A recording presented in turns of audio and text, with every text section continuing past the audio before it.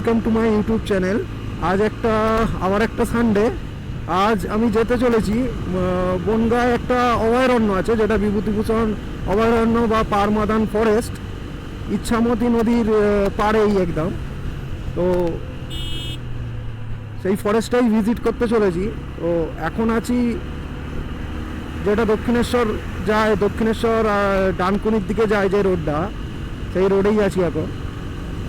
তো আমি দক্ষিণেশ্বরের সামনে দিয়েই যাব পুরো। তো চলো আগে আগে। এখন এসে পৌঁছেছি ডানকুনিতে। তো এখান থেকে একটা রাস্তা সোজা চলে যাচ্ছে দিল্লি ডানকুনির দিকে, আর এখান থেকে বাঁ দিকে গেলে কলকাতা, যেটা এয়ারপোর্টের দিকে যাচ্ছে দক্ষিণেশ্বরের মন্দিরের সামনে দিয়ে। তো এইখানটা পুরো রাউন্ড আছে, এখানেই পুলিশগুলো সব দাঁড়িয়ে থাকে। পুরো রাউন্ড শেপ নিয়ে ব্রিজের নিচ দিয়ে এটা কলকাতা যাচ্ছে।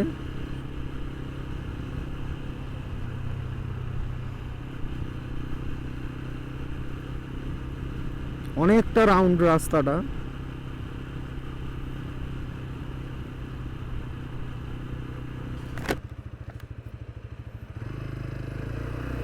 তো এখন এসে পৌঁছেছি বালি স্টেশনের কাছে। কিছুক্ষণ পরেই বালি ব্রিজে উঠবো, যেখান থেকে দক্ষিণেশ্বরের মন্দির দেখা যায়। তো চলো যাওয়া যাক। এই একজন দেখো ফোন করতে করতে রোড পার হচ্ছে। এখানে যত বালির বাসগুলো থাকে,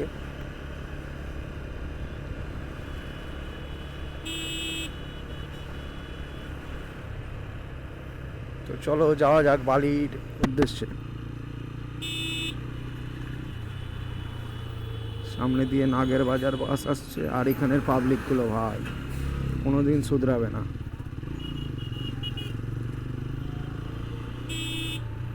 এখানে টিপিল ক্যারি করছে, এদেরকে পুলিশ ধরবে না। এমন একটা ভাইটাল জায়গা টিপিল না, 4 ক্যারি, এদেরকে পুলিশ ধরে না, যত ধরে আমাদেরকে। এবার বালি ব্রিজে উঠবো।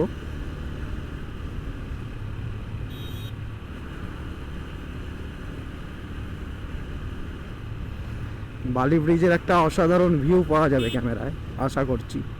চলো দেখা যাক।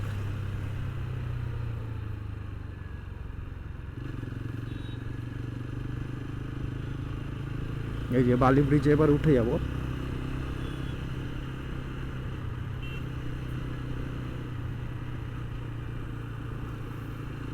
আজকের রাইডিংটা সেই সেরা হবে মনে হচ্ছে, কেন আমার বরাবরই ফরেস্ট আর পাহাড় ভালো লাগে। তো আমরা তো আজকে যাচ্ছি ফরেস্টে। পাহাড় তো এখান থেকে অনেক দূরেই।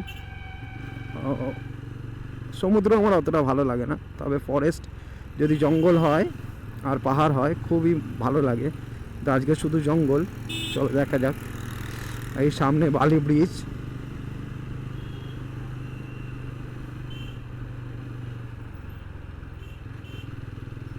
এখন বালি ব্রিজের ওপরেই আছি। এই যে মাঝখান দিয়ে যায় ট্রেন, আর দুপাশ দিয়ে যায় গাড়ি। ইঞ্জিনিয়ারদের কত মানে বড় এক্সপিরিয়েন্স যে এরকম বানিয়েছে। মাঝখান দিয়ে ট্রেন যাবে আর দুপাশ দিয়ে গাড়ি। এই সামনে দক্ষিণেশ্বর মন্দির দেখা যাচ্ছে, জানি না ক্যামেরায় কতটা ধরা পড়ছে। এখন রবিবার তো আজকে ভালোই ভিড় আছে। দক্ষিণেশ্বর মন্দির যাব না, এখানে দূর থেকেই মায়ের আশীর্বাদ নিয়ে নিই, জয় মা কালী। তো চলো, দক্ষিণেশ্বর মন্দির যেতে গেলে আমার দেরি হয়ে যাবে, তো মা রাগ করবে না আশা করছি। তো চলো যাওয়া যাক সোজা। এখান থেকে রাস্তাটা অনেক ভাগে ভাগ হচ্ছে, দেখা যাক কোথায় আমাকে কোন দিকে যেতে হয়, ম্যাপ কোন দিকে বলে সেইভাবেই যাব। তো চলো দেখ। এই তো দক্ষিণেশ্বরের মন্দির পুরো দেখা যাচ্ছে।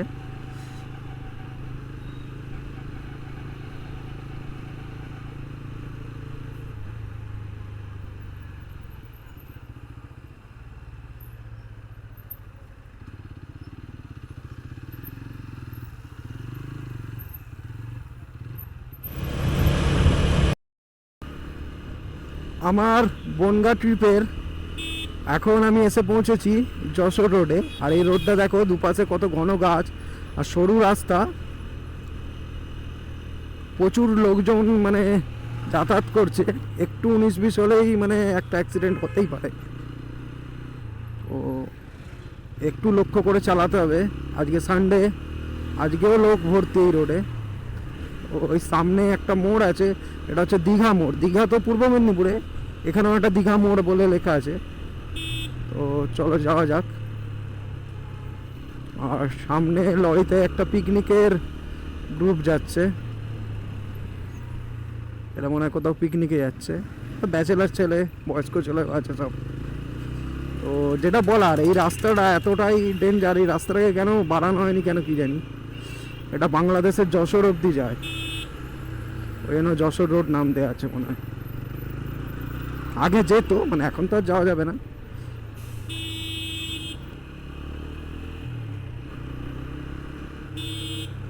যশোর রোডের এই জায়গাটা দেখো কত সুন্দর, আর রোডের দুধারে মোটা মোটা গাছ, কিন্তু ততটাই রিক্স। যতটা সুন্দর ততটাই রিক্স। তো এখানে কিছু একটা প্রোগ্রাম চলছে, বনভোজন বলে। হ্যাঁ, তো প্রচুর বাসের ভিড় লেগেছে। আই থিঙ্ক এখানে খাওয়া দাওয়ার কিছু ব্যাপার আছে। ও কোনো একটা মন্দিরও ছবি দেয়া আছে রাস্তার ধারে।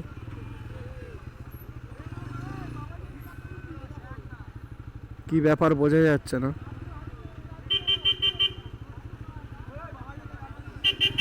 যে খাওয়া দাওয়ার ব্যাপার আছে এখানে কোনো। আর এখন এসে পৌঁছেছি হাবড়া, উত্তর চব্বিশ পরগনা একটা গুরুত্বপূর্ণ শহর হাবড়া।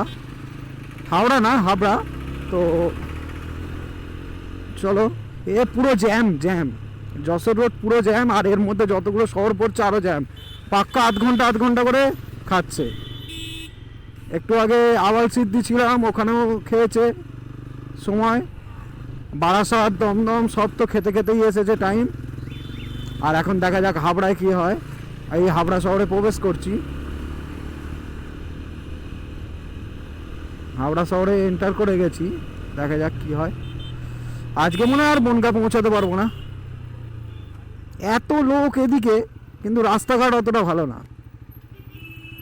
এত সরু রাস্তা বানালে হবে? যে যেখান দিয়ে পারছে পার হচ্ছে, যেমন তেমন, মানে কোনো ট্রাফিক রুলসের পুরো মা বোন এক করে দিয়েছে এখানে। আবার রাস্তার দুধারে দেখছি মাঝে মাঝে পুলিশও দাঁড়িয়ে আছে, মানে কিছু হলেই ধরে নেবে। মানুষ করবেটা কি? বড় বড় হোর্ডিং ব্যানার সবই দেখতে পাচ্ছি। তো এই হাবড়া অনেক বছর আগে এসেছিলাম, তারপরে এই প্রথম আবার এলাম। আসার সময় অন্য রাস্তা ধরতে হবে বস, এই রাস্তা একদম বেকার। চলো, আবার এখানে আবার ট্রেন আসছে বাংলাদেশ সীমান্ত থেকে, তো সিগন্যাল পড়ে আছে।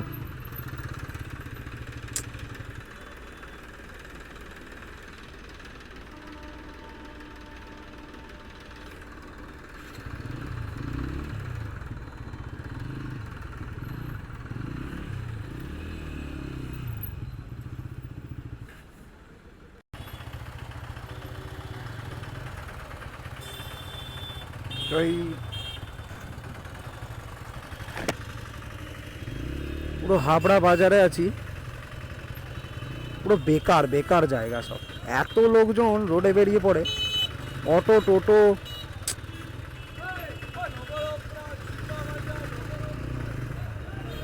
কি অবস্থা, পরিস্থিতি খুবই ভয়ঙ্কর এখানে। এই তিনজনকে বসিয়ে নিয়ে যেতেও পারছে না।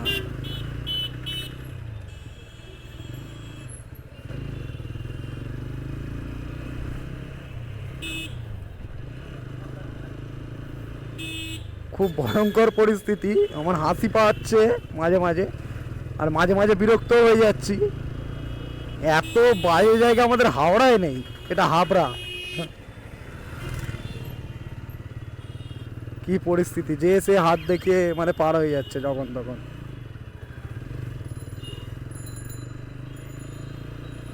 দেখো খালি কন্ডিশন।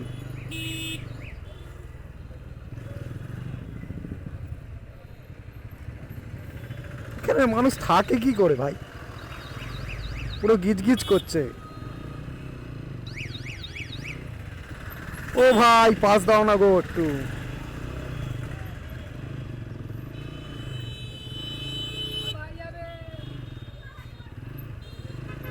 ও, কোনো ট্রাফিক রুলস নেই, কিচ্ছু নেই, যে যা পাচ্ছে করছে এখানে রোডে। আমিও করি, আর কি করব।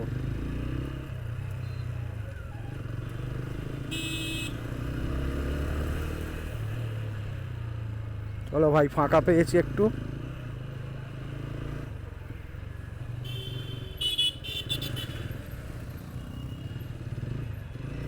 যাবি তো যা না রে বল, রোডে খেলা দেখাচ্ছে ভাল, এমনি বিরক্ত হয়ে যাচ্ছি। এখানে জোরেই চালাতে হবে, নাহলে পরিস্থিতি সামাল দেওয়া যাবে না।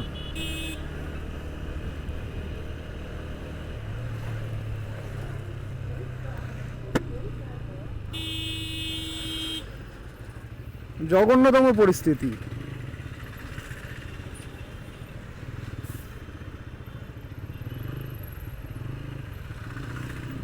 ও ভাই,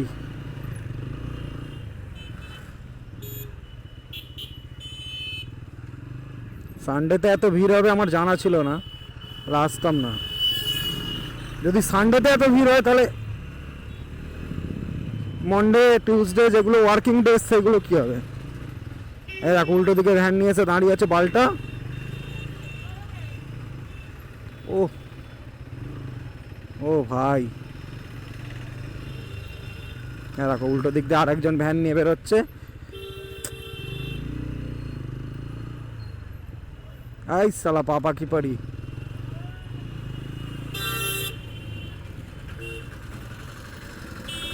দূর বাল,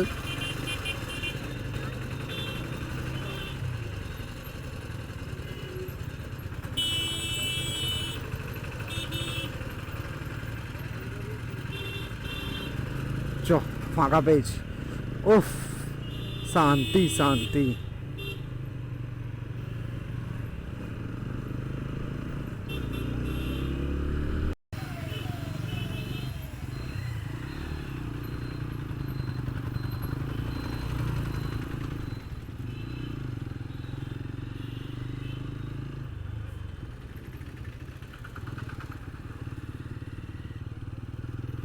আজকে আর পৌঁছাতে হবে না।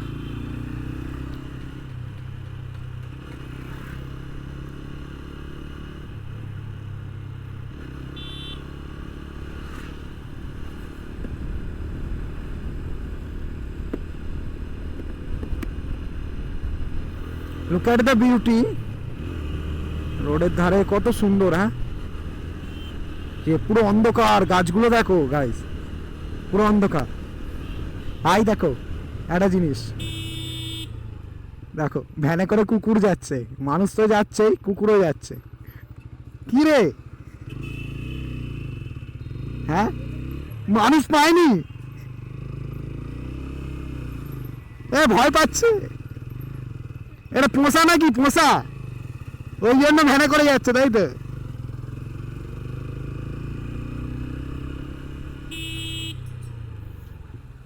তো দেখে ভালো লাগলো ভাইগুলোকে, যে পশুপ্রেমী এত। আমিও কুকুরকে খুব ভালোবাসি, তবে এতটা প্রেম যে যেখানে যাচ্ছে সাথে করে ভ্যানে করে নিয়ে যাচ্ছে। হ্যাঁ, ইন্ডিয়ান ডগকে এইভাবেই কেয়ার করা উচিত। আমরা তো বিদেশি ডগ অনেক পুষি, ইন্ডিয়ান ডগগুলো এখন মানে অবহেলায় থাকছে। মাঝে মাঝে রাস্তায় দেখি তো এক একটা কুকুর মানে ঘা হয়ে আছে, মানে খেতে পায় না, জীর্ণ শরীর, দেখে খুব মায়া হয়। তো ইন্ডিয়ান ডগ সবার পোষা উচিত, কেন এদের তোমায় কিনতে হয় না। এই শীতকালে কত কুকুরে বাচ্চা দেয়।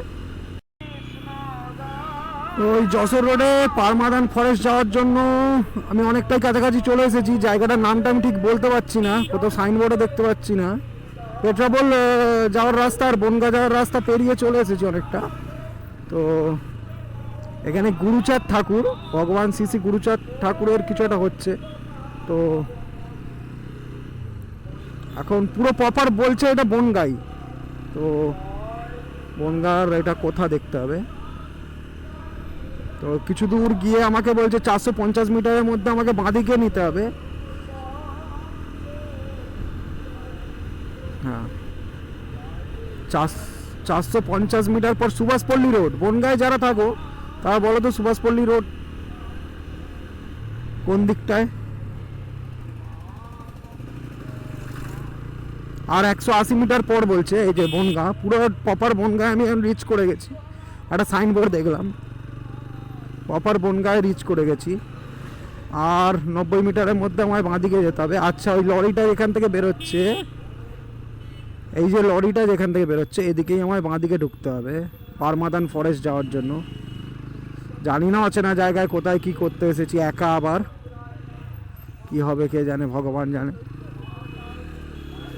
তো আমাকে বাঁদিকে যেতে হবে।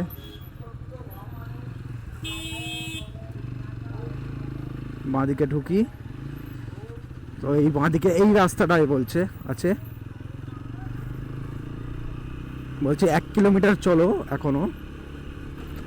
চলো যাওয়া যাক। রাস্তাটা তো সেই মনে হচ্ছে খারাপ, ভোগাবে এই রাস্তাটা আমাকে।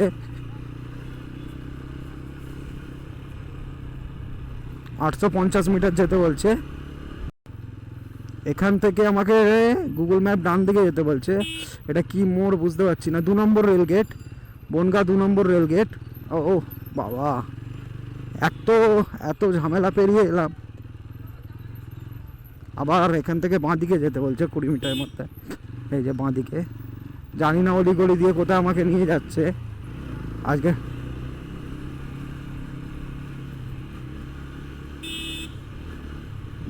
বাবা, আবার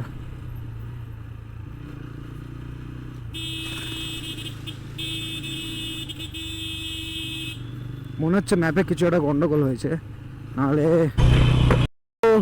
এখান থেকে পেট্রাপোল বাঁদিকে 6 কিলোমিটার। তো এই দেখো, এটা একটা লোহার ব্রিজ। বনগাঁয় যারা থাকো তারা চিনতে পারবে। এটা কি নদীর ওপর, মনে হয় ইছামতি নদীর ওপর। ওদিকেও একটা ব্রিজ দেখতে পাচ্ছি।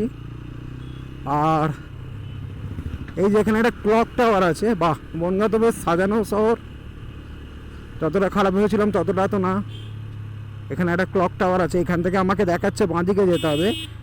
সোজা গেলে পেট্রাপোল, আর বাঁদিকে গেলে বয়রার দিকে যেতে হবে।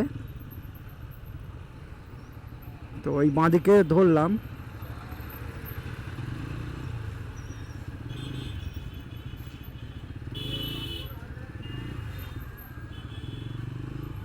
এখনও 20 কিলোমিটার দেখাচ্ছে, জানি না কখন পৌঁছাতে পারবো।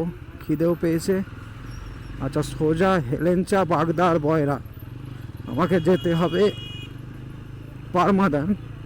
পারমাদানের কোনো সাইনবোর্ড দেখতে পাইনি, এখনও 20 কিলোমিটার দেখাচ্ছে। এখানে মনে হয় বাস টার্মিনাস আছে।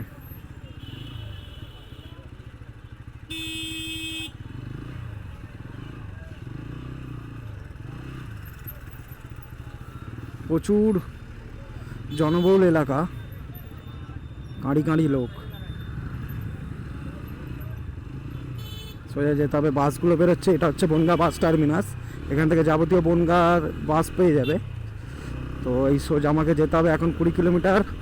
তো চলো, ক্যামেরা অফ করছি। আবার কোনো মোড় এলে কিছু দেখানোর থাকলে দেখাবো।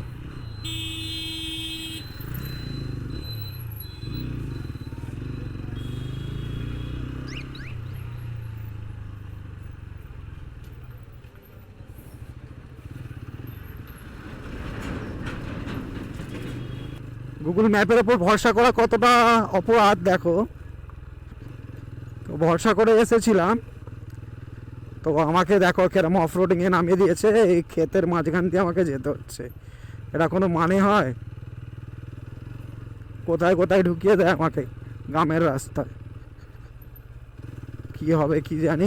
পুরো মাটির মেঠো রাস্তা, কিন্তু একদিকে ঢুকিয়েছে। যেটা ভালো হয়েছে সেটা হচ্ছে দেখো কি সুন্দর, কি সুন্দর হচ্ছে সর্ষে ফুল। আইনায় কোথায় নিয়ে গিয়ে আমাকে দাঁড় করাবে। তো ফরেস্ট কি এরকম অফরোডিং এ আমি, কিন্তু কোথাও একটা ভুল হচ্ছে আমার। দেখা যাক। 2.2 কিলোমিটার তো দেখাচ্ছে। গুগল ম্যাপ কোথা কোথা দিয়ে নিয়ে যায় মানুষকে, এটাই প্রথম দেখো। কোথায় মাটির রাস্তা কেউ জানেই না। এই দেখো কি বাজে পরিস্থিতি। যা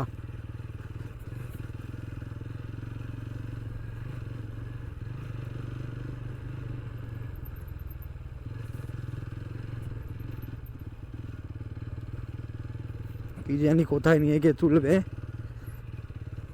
রাস্তা ধীরে ধীরে ক্রমশ সরু হয়ে আসছে।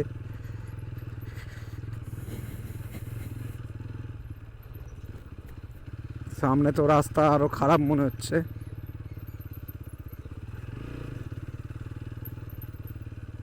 কোথা দিয়ে এনেছে কি জানি।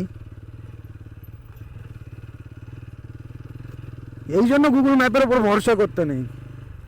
আর কার ক্ষেত ফেতের ওপর দিয়ে আমাকে নিয়ে যাচ্ছে, অচেনা জায়গা, চেনা কিছুই না। রাস্তা এখানে আরো খারাপ হয়ে যাচ্ছে। হে ভগবান,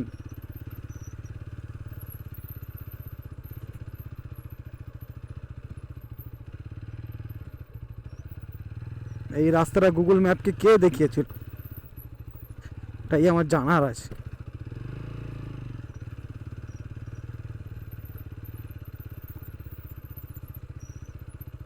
হে ভগবান,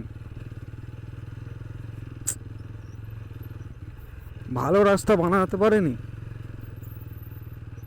যা, কোথায় কোথায় নিয়ে যাচ্ছে, উঁচু নিচু রাস্তা। রাস্তা নেই নাকি? এ বাবা,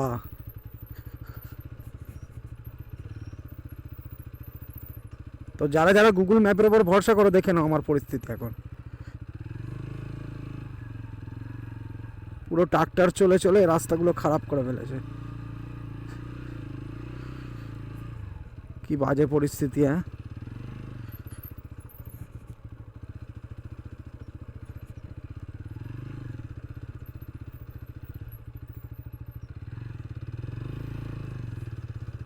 কি জানি কিভাবে যাব। উঁচু রাস্তাটা ধরলাম না নিচুটা দিয়ে ধরতে হবে কি জানি।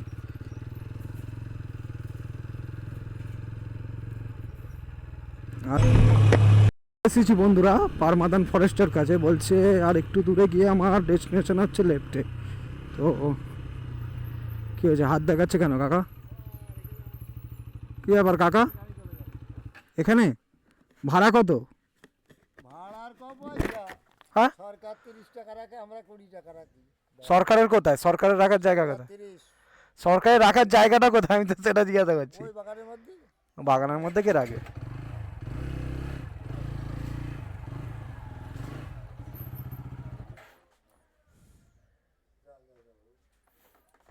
মামানি সব ঘুইছে নিও। ভাই গাড়িটা একটু সোজা করে ওরে বাবা শুয়ে বলি দে। শুয়ে পড়ে তো। ও গাড়ি একদম কইছে লাগাই যাবে। আজকে এক বাসই ভরে দিয়েছে এক ঘর। তাহলে একটা টুকরো কিছু দাও।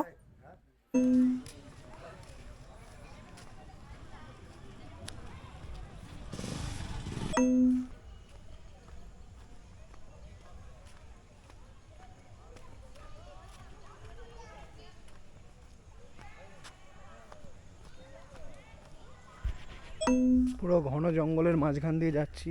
জঙ্গল আরও অন্ধকার হয়ে আসছে। তো একদিনের আউটিংয়ের জন্য পারমাদান ফরেস্ট বেস্ট হতে পারে, কিন্তু এদের যে টিকিটের চার্জ সেটা হচ্ছে 100 টাকা। এটাই হচ্ছে সবথেকে বাজে ব্যাপার। 100 টাকা এরা টিকিটের চার্জ করে। আর এর ভিতরে এই যে বসে থাকার জায়গা করে দেওয়া আছে। কেউ কেউ এগুলোকে অপব্যবহারও করে, সেটা পরের কথা। আর এইরকম জাল দেওয়া আছে, মনে হয় এর ভিতরে হরিণ কিছু একটা জীবজন্তু আছে। তো যার ধরুন এই জালগুলো করে দেওয়া আছে। আর পুরো ঘন জঙ্গল, আর আমি একা হেঁটে চলেছি, না এদিকে কেউ আছে না এদিকে কেউ আছে।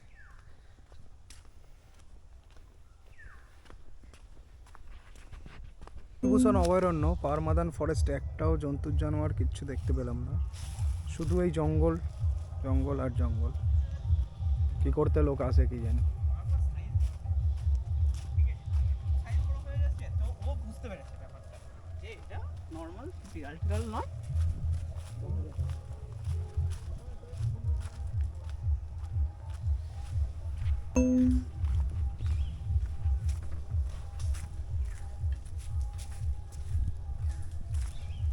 ঘন জঙ্গলটা দেখো গাইস। এরকম প্রতিটা জেলায় একটা একটা করে এরকম অভয়ারণ্য রাখা উচিত। কেন যে হারে মানুষ গাছ কেটে ফেলছে, এরকম প্রতিটা জেলায়, যেমন আমাদের হাওড়া জেলায় আছে বোটানিক্যাল গার্ডেন, গড়চুমুক পর্যটন কেন্দ্র, তেমন এটা নর্থ চব্বিশ পরগনা, এটা পারমাদান অভয়ারণ্য।